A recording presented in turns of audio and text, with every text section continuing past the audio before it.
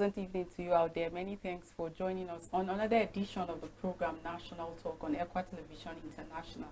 My name is Joyce Jakada. We're live on Facebook and YouTube at Equa Television International. Do well to join the conversation. As Nigeria marks 25 years of uninterrupted democracy, we are going to be beaming our light on citizens' participation in democracy. And in the studio tonight, I'm being joined by the head of department, Voters Enrollment Portal, INEC, Plateau State, talking about Mrs. Torkwase Adzaagee. Good evening and welcome to National Talk. Good evening. Well, it feels good to have you despite your busy schedule. Yeah. And I must say, you look beautiful. Me. Thank you so much. All right. You look beautiful too. Thank you, ma'am. So let's talk about a brief correction. Okay. I'm the head voter education and publicity. Okay. Yes. Okay, voter education and publicity. Thank you for that. And I'd like us to talk about Nigeria's democracy before we dive into the citizens' participation. Yes. And you know that 25 years of uninterrupted democracy is worth celebrating because we have African countries like Burkina Faso, Chad, Guinea, Mali, Niger, and even Sudan, like being overtaken recently by military coup. And for some African countries, they are really under dictatorship. But Nigeria as a country have evolved, like the polity have evolved. We've seen peaceful transition of power, though there are issues around litigations and all of that, but then we've seen 25 years of uninterrupted democracy. Exactly. Citizens have the right to go out there and vote for whoever they want to represent them. In the words of Abraham Lincoln, democracy is the government of the people, by the people, and for the people. And we all know that the core of democracy is liberty. And a commentator said that any democracy definition without justice and equity is not democracy. But I would like to get your impression about Nigeria's democracy, 25 years of uninterrupted democracy. Like, tell us about what you make of this. Thank you very much. Good evening, viewer out there. My impression of Nigeria's democracy so far, I would say, is a work in progress. It's been progressive so far because, like you did mention, we have other African countries who are almost under siege, and we have been on this path. It's been one president to another, although in the past we had interruption by the military. That didn't deter us. Here we are today celebrating. We've had other issues come to play. We've had insecurity bothering us on the one hand, Boko Haram and the likes, but we are still a nation and we are still a work in progress, and I believe we'll get there. Definitely we'll get there. You know, going by history, like historically, June 12 reminds us of the 1993 election, presidential election in particular, that the presumed winner, Moshood Kashimao Abiola, actually won, but that election was actually annulled by military. But we saw widespread protests across the country that even led to the removal of the military regime, and then the democracy like taking over. And I can tell that that just showed sacrifice and struggle by citizens of Nigerians to ensure that democracy is in place. And that was why earlier I said at the core of the definition is justice and equity. And that played a very significant role, like talking about citizens' participation. But I would like you to just make a comparative analysis with what we have today. Like, would you say the spirit is still the same? Like, talk to us about citizens' participation in democracy. For me, I would say that is also evolving. You know, it's a different ball game now. We can't have it like we had it in the past. We had just protests. We had people sent on exile. We had different things happening in the past. Now we have the social media.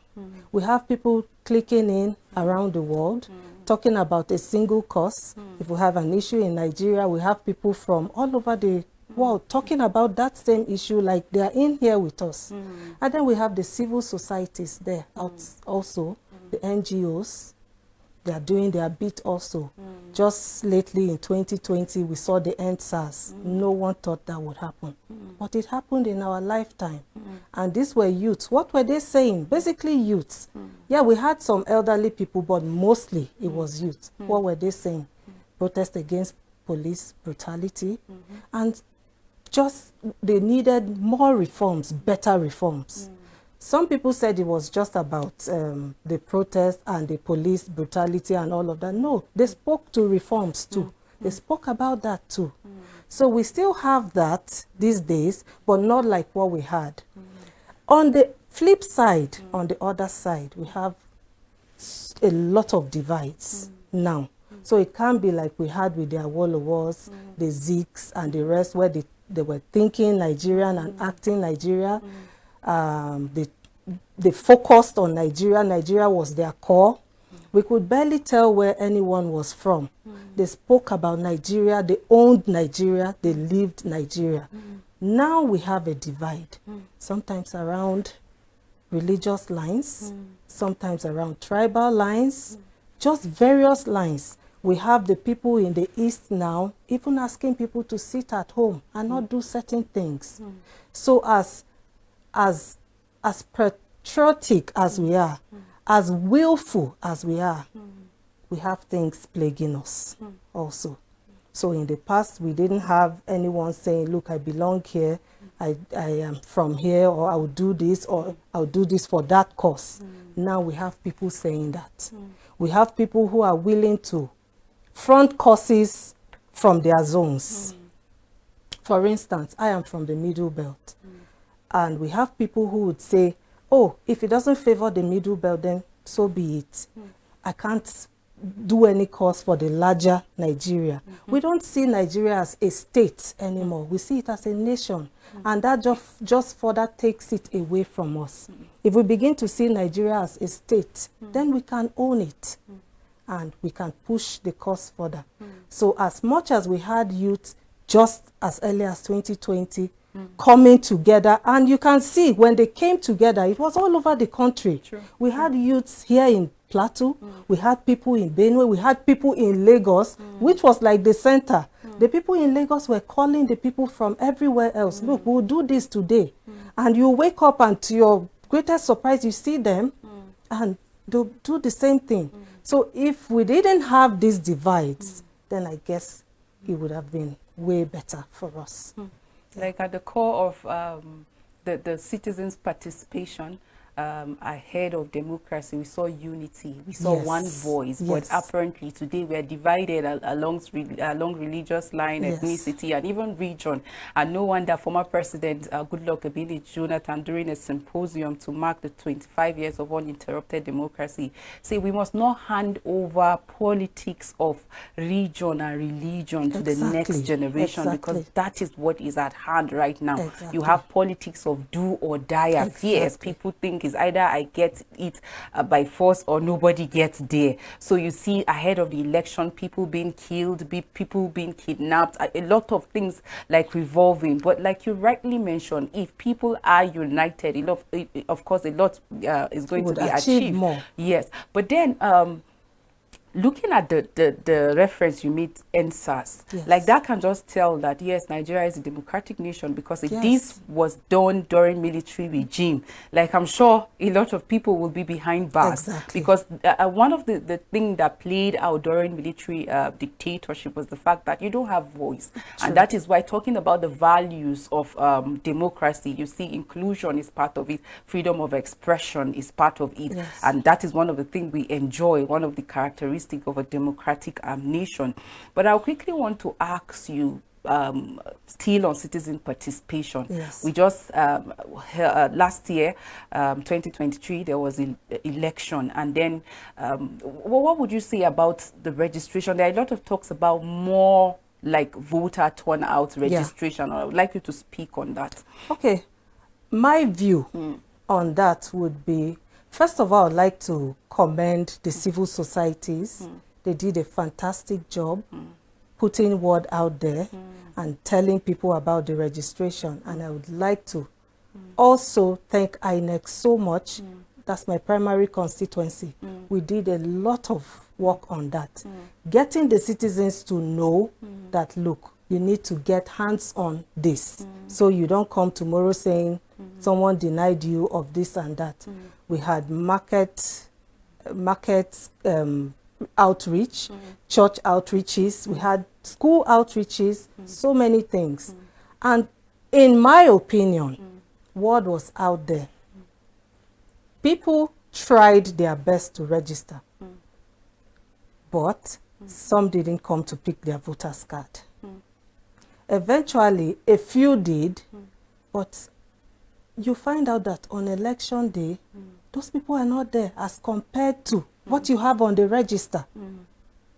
So you have a polling unit and the total number of registered voters on the register does not equate the number of vote cast. And that speaks a lot to apathy. Speaks a lot to that. So what do you think is the likely cause of this voter apathy? Because from the registration, we saw high turnout. We have more numbers, like going history lanes. Looks like 2023 election, like we had more voter registration. But you just spoke to the political apathy. So what do you think are the factors that contributed to that? Well, there's this funny notion people have. Oh, if I go out, it won't make any difference. You can win an election by a vote. You can. And people neglect that side of it. They never ever see that as a challenge. And then on the other hand, there's insecurity. People are scared to sometimes come out, even though INEC and well, let me leave INEC for now. Even though the government has security in place, most people don't trust it enough to come out. So they stay back at home thinking, oh, if I go, who knows what will happen there? And then there's, to some extent, a lack of trust for government. People would say, oh, is it not just another government? And then apathy could also be as a result of the fact that someone they wanted perhaps didn't make it all the way through. So it's no longer about Nigeria as a state, which should be the focus. It is about, oh, my kinsman is not there. This person I loved is not there, so I can't come out. And what I would like people to know is staying at home or staying wherever you are and not coming out to participate or vote is also contributing to the problem. Because you could have made a difference, but you stayed off and you didn't come. So these are the few reasons I would say could contribute to voter apathy. And you see, at the long run, lack of participation will lead, like it's the same thing as you authenticating an incompetent person or somebody that does not know the job. And then when the person comes up, it comes up with policies or reforms that in turn affects one. So while we celebrate this uninterrupted democracy, 25 years since 1999, like there are also, it was Chinua Achebe that said in 1967, being in Nigeria is abysmally frustrating and also unbelievably exciting. And for some people, they say the story has not changed. It has not changed till today, because while we celebrate these 25 years of uninterrupted democracy, there are issues that hampered or tempered with this celebration. And no wonder when you go down the street, you see some people just, you want to think twice before you say Happy Democracy Day. Because somebody will tell you, what is there to be happy about when I'm hungry, I cannot feed? What is there to be happy about when I'm unemployed? What is there to be happy about when food inflation is at 40% and inflation is at 33%? What is there to be happy about when what was used to buy bread in 1979 is what is used to buy car in 1979 is what we're using to buy bread today. Because back then you can use 1,608 naira to buy Peugeot car. But today we are buying bread 1,080 or 2,000. So somebody will tell you, what is there to be happy about when we're living in abject poverty? Like it used to be 3 square meal, but people, you see them feeding on either 011 or 001 or 010, and so people want to question the status quo. And just to highlight some of the points that people will tell you, why should I celebrate, though there is freedom?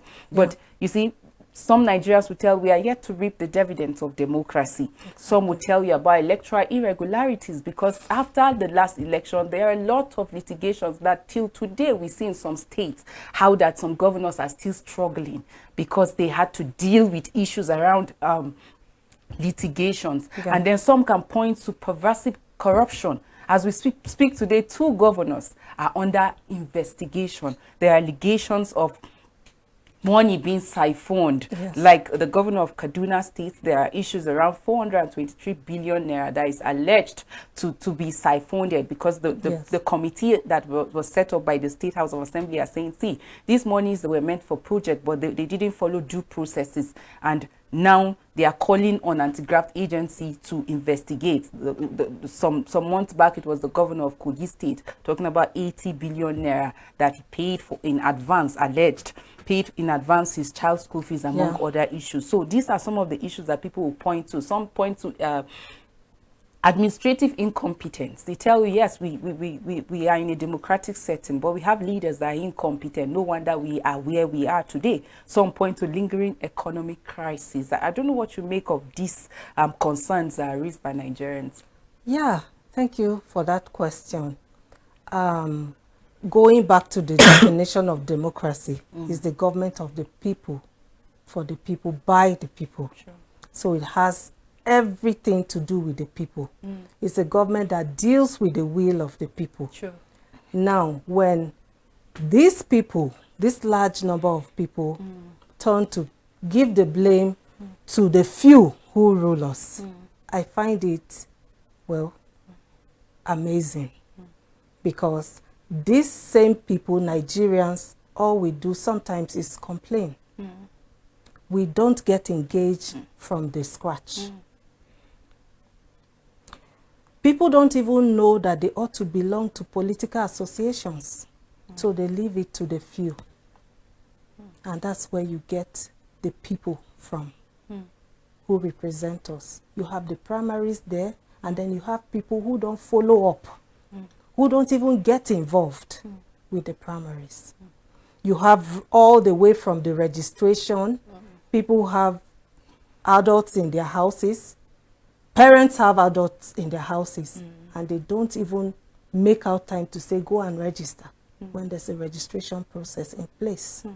You find the kids or these young adults roaming. We don't even tell tales of Nigeria to them. All we do is whine. We don't tell them this is a future for us. All we do is, oh, they used to be in Nigeria. So we don't even inculcate in them the fact that they should think Nigerian. So INEC has a process ongoing, and a young adult feels, I don't have any business with that. And it starts from there. From the registration, then you have the adults who don't even care what the political parties are doing, who are not involved in the primary process. And then you have people, these same people, all the way to the elections, not turning out. Or turning out for the wrong one and complaining tomorrow. So sometimes people deserve what they get. We are our problem sometimes. If we would get involved in all of these things, we won't sit and whine. Do we get involved in government policies? We don't care. Even when there's a town hall listening, most people don't even go. So at what point do we contribute? Thanks to the civil societies, I would say this over and over, they are up on their game, up and doing. We have churches, we have mosques, we have other groups who are up on this. But we have individuals who feel like that doesn't concern them. True. They feel like they know the outcome from the beginning. True. So how do you sort that out? So I would say, in my opinion, I would say to curtail all of this and not to lead us somewhere else, we need to start from the scratch to get involved. We need these town hall meetings. We need to know that you can have a process of recall if someone does not represent you well. True. But how do you sit at home and know that? You need to get involved in the processes. True. Women need to know that they can't just be voters. They need to be involved. When someone is calling on the female folk, oh, I need the votes, you remind them of the 35% affirmation. What are we going to get here? Is there a place for us? The PWDs, the people living with disabilities, should know that they are a force. They should demand to be included. I know that the civil society has demanded that. I know that INEC includes them. We have the Braille ballot papers. We have the magnifying glasses. We have all of that to cater to them. But they must know that they are a force. We have the youth that I can't speak enough about. They are the population. They are the power. They shouldn't get tired. If we have a country where the youth are complaining, what's the way forward? True. With all the energy, and all you do is complain. So we have to have them as checks to all the processes. Demand for transparent governance as youths. That's true. You know, when you don't talk, you lose the right to complain. Exactly. When you don't participate, you also lose the right to complain. And like you rightly mentioned, a lot of times we keep pointing fingers to people at the helms of affairs, but in our own cubicle, we do nothing. When opportunity presents itself, follow up with National Assembly plenary, ask your representative questions. Some of us don't even know our representatives. Exactly. They just come after 4 years, give 1,000, 5,000 naira, and they ask for your vote. And you say, oh, I'm going to vote you. And then that 4,000 or 5,000 you collected from them to vote them is what at the end of the day will sustain you for 4 years. It will surprise you to know that some people only come out when a candidate is someone they know. True. When a candidate is someone they know, that's when they come out to vote. Do you guide your votes? Do you sit around to know? Can you even tell me the score at your polling unit? You just vote and go. So that is why they keep complaining. I think we need to move from that table of complaint to action, from lamentation to book of Acts. We need to move from there. But I would like to quickly ask you on how, you know, you talk about you emphasize on the role of citizens. Yes. But if you have people at the helms of affairs that make policies, that make decisions, that you barely have no stake in it, even though I know your own right starts from who you vote or who you send to represent you. But when you don't have that right to make the policies yourself, now how do you come in? Because I've heard several times how citizens accuse their leaders of suppressing them. Like I heard the president's speech on the Democracy Day, how he said he recognized and he acknowledged the sufferings of Nigeria, and he's with them in it, promising he's going to fix the economy. But you see, for some Nigerians are saying, no, this is just one-sided. This is anti-people. Most of your reforms are anti-people, though they are contrary voice. Some people will say we are not patient. It's just 1 year. We should wait. There's no development without pain. Yes. But you see, citizens will tell you how long. And then if you are saying we should be patient, why is it one-sided? Why are we not seeing the same thing in the actions and lifestyles of politicians? We see them living in luxury. We see them like their children praying like money. Yes. We see them living in flamboyancy, and then the average Nigeria is languishing in poverty, in pain, in hardship, can barely feed. And you keep seeing people in power saying, be patient, be patient. And Nigerians are saying, at what point are we going to see progress and development? Because true democracy is being seen through growth and development. And if we cannot feel it, we cannot continue, we can't eat figures. That's what Nigerians will tell you. Yes. How long will we hear you say, oh, we are strategizing, we are on it? Nigerians are saying, how long do we have to wait for this? So I'd like you to speak on ways that government have suppressed the voice of, because people are saying, oh, we've been suppressed. Some of these policies are anti-people. So how has government contributed in that area? Okay, thank you very much. The ways the government have or has suppressed the voices of the people.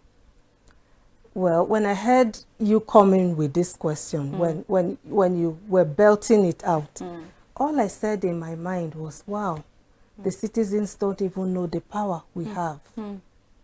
That was all I said in my head. Because to me, I feel that the office of the citizens is stronger than whatever is there. We saw an example in 2020. The whole country was scared. everybody was scared. So when you say we just have a group of people or persons making policies, then that takes us to a military regime, which we are not. We are in a democracy. I spoke about a recall. Do people know? I guess people just feel all that happens is you vote, you go home, the tenor runs, and if they come, fine. If they don't come, you celebrate. When you can actually recall these people as a citizen, you don't know what power that is. And then when you speak about the government suppressing the voices of the people, this same government have put things in place, not the current government, it's been in existence. We have the National Human Rights Commission, we have the judiciary, we have Servicom, we have so many, even INEC as a body has a control room or situation room where you can call in live as proceedings or as voting is going on to give us any complaint you want. How do we tap into these things? Like I did mention earlier, we leave everything to the civil society. And this is just a group of people. So when we say people are yearning and asking how long, people are asking, yes, in market squares, in their bedrooms, in their sit-outs, they are asking, is there a voice asking this? I believe if we come together as a force, as a nation, to ask this question, no ear will be deaf to this. But recently we saw the NLC shutting down the nation, like calling for increase in minimum wage, because it's actually due. Everybody felt it. We all felt it, but till it. today we've not had, there's no figure yet. We felt it, and for me that's the beauty of democracy, because that's a move.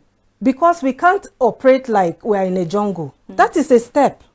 Who knows what will come next? From shutting the national grid, who knows what? NLC will not tell you and I, and we cannot leave the job to NLC.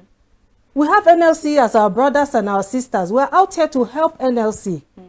You know, Nigerians just sit, and sometimes when we have programs going on, they call in to say, oh, where was NLC when they increased the prices of, where were you as a citizen when they increased the price of fuel?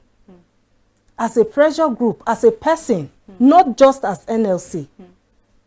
So you can imagine if NLC as a group could hold Nigeria to ransom, what will happen if Nigerians attempt this? But are you aware that there are journalists that are behind bars because they spoke against state governments and some of the policies that they are doing? Because we can't, you know, in Nigeria, they said that, oh, we practice democracy, there's freedom of speech, but freedom after the speech sometimes engage alliances, have groups, use the social media. We have that. We have all these things. Yes, journalists are arrested, like you did say, but is it like in the past? To some extent, I can sit and say what I want to say, and someone will send a like from whatever country around the world. So you can engage technology. You can engage community halls, township halls. You can have community meetings. Different things we can do to push. There's no straitjacket to a move. No. We try this, it doesn't work, we try that. So if we don't tap into the things we can do, then we might just be trying the wrong thing. Or like even some citizens are saying now, people are saying every time, strike, strike. People say that. True. So it means they are getting tired of that approach. There should be another approach. That's because at the end of the day, it looks like it is still the citizens that suffer it. Because when the national grid was shut down, I bet you most of these political leaders didn't feel it. They didn't feel it. Because they have government sponsor virtually everything that they you and I felt it. True. So maybe that is why people are saying, can we resort? Because business is of... Now that leaves that into the hands of you and I. So if we don't do the thinking and we expect them to see and give some back to us, we may not get. But should the government wait until organized labor or resort to strike before they do the needful? We just keep wanting more, and it's appropriate. It's in order. You don't expect the government to just always know. They shouldn't even wait. No excuse for them. They shouldn't wait. But in a situation as ours, what do we do but make our demands and push a little bit? Okay, that's a powerful one. We should not get tired. No, We have we to be up shouldn't. and about as citizens, because social responsibility, as patriotic citizen, I tell you, I love my country, and I'm Yes. so optimistic about Nigeria that things will work again. But if all of us will rise up to the occasion and do what is needful, because sometimes why we keep calling on these people to do the needful, when you look at how people behave and how when they are, You know, people giving, don't even know their rights. People sell even their votes. That's your right. True. It was told that how some people sold their voters card, like they were selling their voters card 4,000 during the last election. You can imagine that. That's pathetic. And the same set of people, you hear them complaining. And there are some that did not even go out to vote because they said they lost confidence in the whole process. And imagine if you sell your voters card with the beavers in place. What's that for? Because with the beavers, it's one man, one vote. So you see how much they don't know because they don't engage. You go somewhere for voter education and you just have a few people.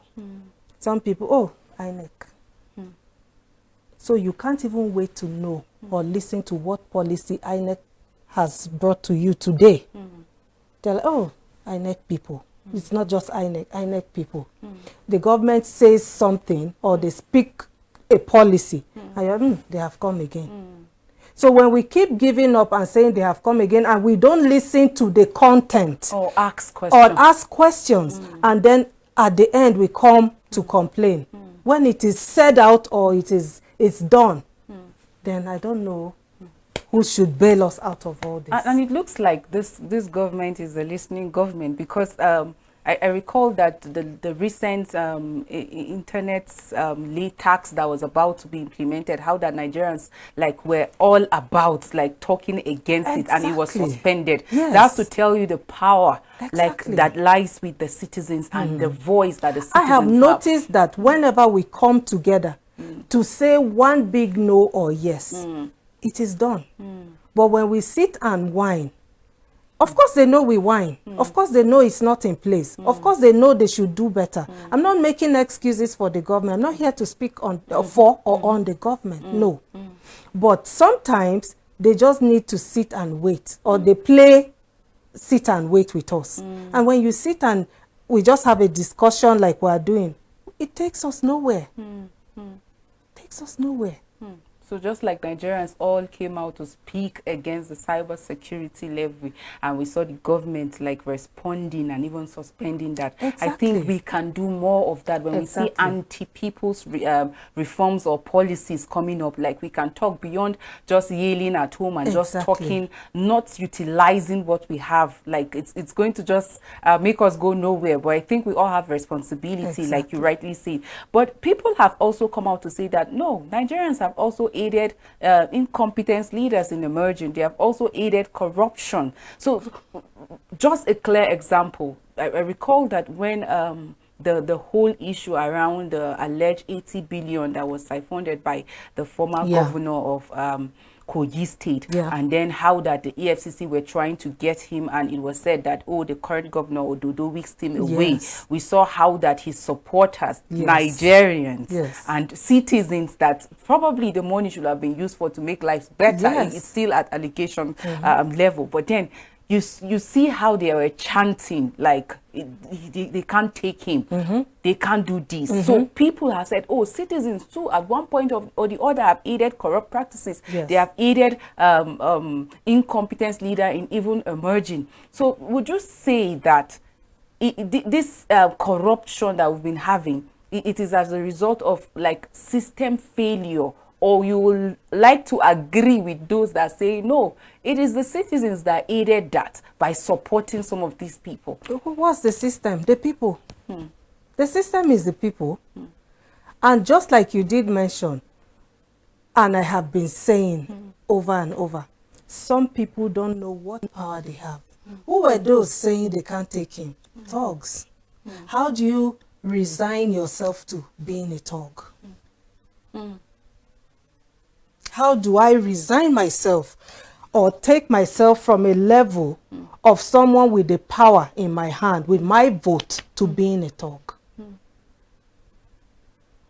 So when you say Nigerians aid, yes, to some extent, not all the way, sometimes they do.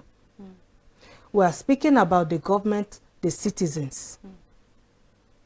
Who is the government, or who are the government? The people. And in our little spaces, we do things we ought not to do. And then we say the government. If you allege and you can prove it that the government has embezzled, when you check that, you have people in the ladder all the way up. So you have people who aid all the way, willfully sometimes and joyfully. So they are on that bandwagon, or we are all on that bandwagon. So when you hear sometimes that citizens aid, yes, we have those who just sit at home. I am from my primary constituency is INEC. So I can't speak more or less on that. I would keep speaking on it. Why do you have people at home on election day? Why do you have people roaming when a registration is going on for many months? You are aiding that. You are aiding the process. Why do you have people who don't check these political parties? Why do you have people who don't even belong to this association? Why do we just have market women who are at that level? Why don't we make demands from every point, from our little points? Why don't we ask them what they can do for us when they get into power? What are your ideologies? What do you stand for? What do you hope to do for us? Why don't we have town hall meetings where we can speak on the processes of recall? What does it take to have INEC speak to you on that? You can approach INEC and say, look, we know about your voter education. We know about the election process in court and the election cycle. We don't know about recall process. What is it about? It's quite a long procedure. And then you learn about it, and then you sit back in your comfort zone and wait for them, knowing that there's something you can do about it. So at all levels, we aid these things. We leave our children or our young adults, we just let them roam without even giving them the Nigerian spirit. I remember the late Dora Akunyili. She spoke about Nigeria, good people, great nation. That stuck. People still call her name. Why can't we have something like that? Why can't we go around and when we listen to the national anthem, we pause a bit, knowing that this is a call to order? Why are we called only by our kindreds? Why can't we be called as a nation? So if we get all of this right, I believe we'll be able to make progress. That's a great one. You know, sometimes when as I reminisce and think about all the happenings in the nation, and you just see how Nigerians are like easily forget some of the things that are happening right now as we speak. There are people that don't care about what the leaders are doing or politicians are doing. They are just saying, we're waiting for 2027. We're not going to, like, we'll take you out of power. So between now and 2027, like, they don't know that there's something that they can do to change the narrative. All they know is just to vote and then wait for the next election. But I would like you to emphasize, looking forward, since we know that there is power that lies with the citizens, that lies with citizens' participation. Now we know that the core values that are enshrined in democracy is freedom of speech, expression, inclusion, integration, representation, and even a sense of belonging. How can the citizens use this power at their disposal to make change? Okay, I said earlier, they can organize they can come together, build alliances. We can revive the things we knew in the past. We had folk tales. We had different things we did as a people. We can serve as a watch from our corner. We can demand for transparent governance. We should be patriotic. Some people live in Nigeria just as a space. They are logged out. No wonder the Japa syndrome. True. You ask them anything about Nigeria, they are not interested. Everybody is waiting for a day to Japa or a green card or something, or selling things to relocate. So we are not patriotic. We are not. So if we put Nigeria first, think Nigeria, act Nigeria, be the independent journalist that you can be, speak out when they need to, there's a need to speak out, protect the whistleblowers and all of that, then everything will go. I even act as a whistleblower if you have the protection.